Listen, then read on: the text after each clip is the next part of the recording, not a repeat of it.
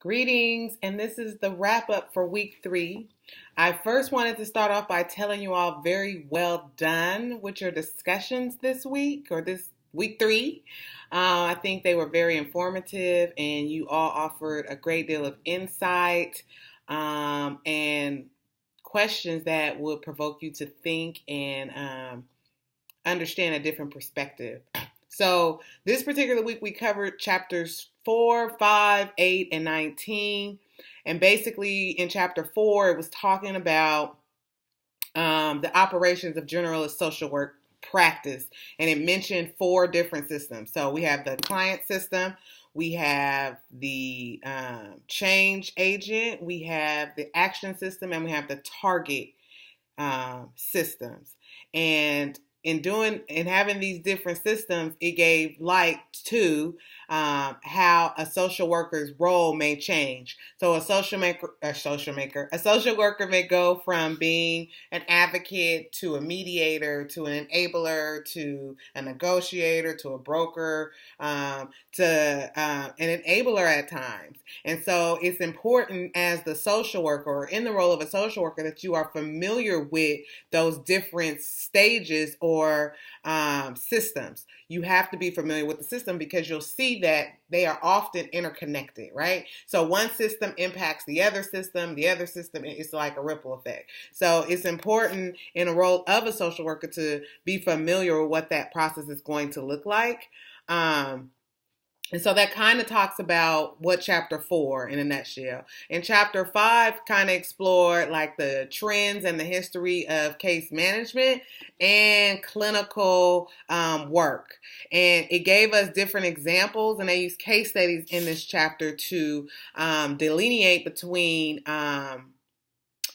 what the role of a case manager is and what the role of a clinical social worker would be.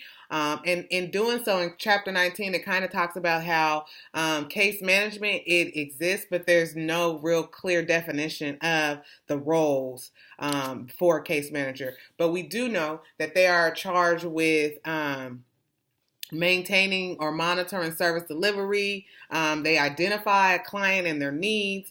They're planning and identifying resources. They're linking the clients to these services. They're following up. They're advocating for access to services. So they do have a role, but it's not clearly defined as to what the role of a case manager will actually entail. So they are bound to do pretty much whatever they need to make sure that the client has his or her needs met, right?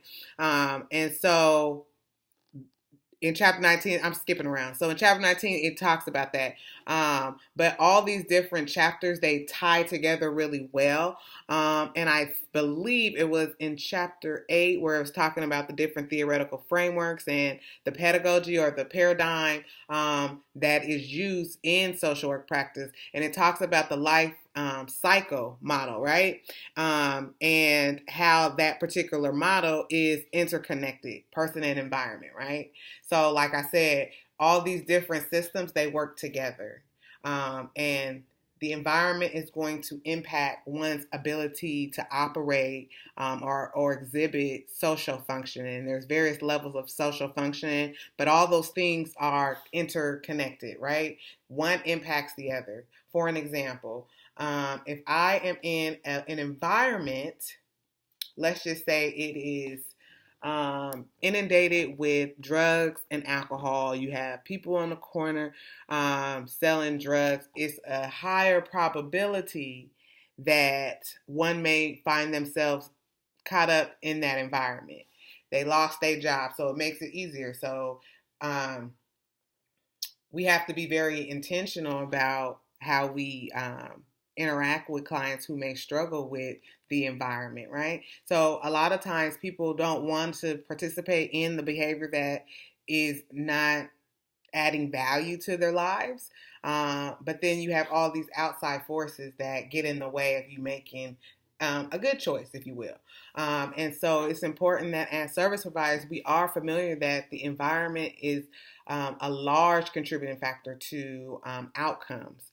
Thus, being the reason why having or operating from the premise of evidence based is key, because we want to use this evidence based literature, this evidence based models to inform some of the resources, or to inform some of the services that we are going to suggest for our family or our clients, right?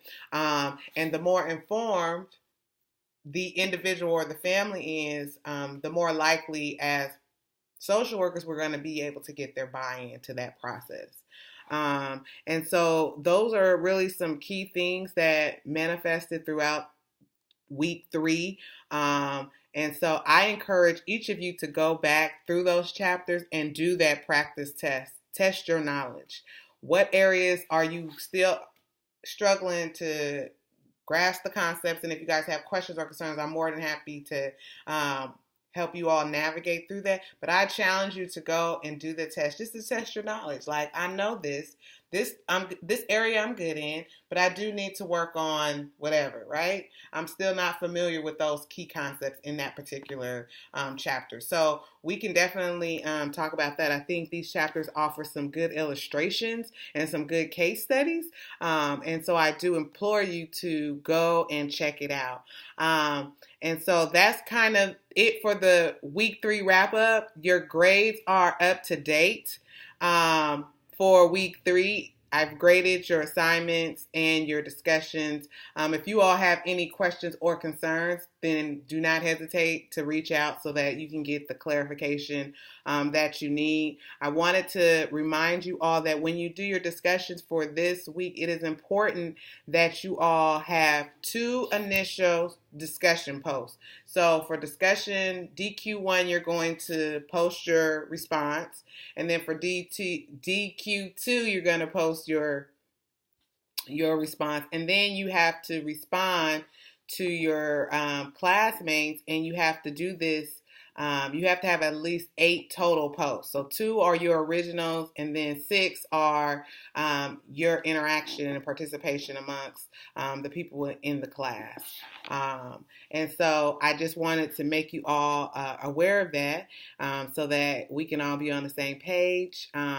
I think you all have invaluable insight, and I think it's important that you share that with others. So do that, stretch yourself, challenge yourself, and y'all be all right. I do want some feedback. So I've been posting songs, right? So I wanted to get your feedback on if you guys would prefer like the song, the YouTube that I'll be posting, and then, or would you like scriptures? What would you prefer? I want to do a mix.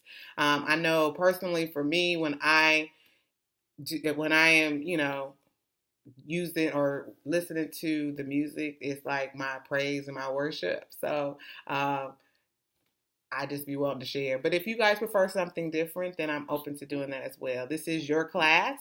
You own it. And if you guys have some suggestions, I will happily put your scripture or whatever, up. Whatever your recommendation would be for whatever week we're in.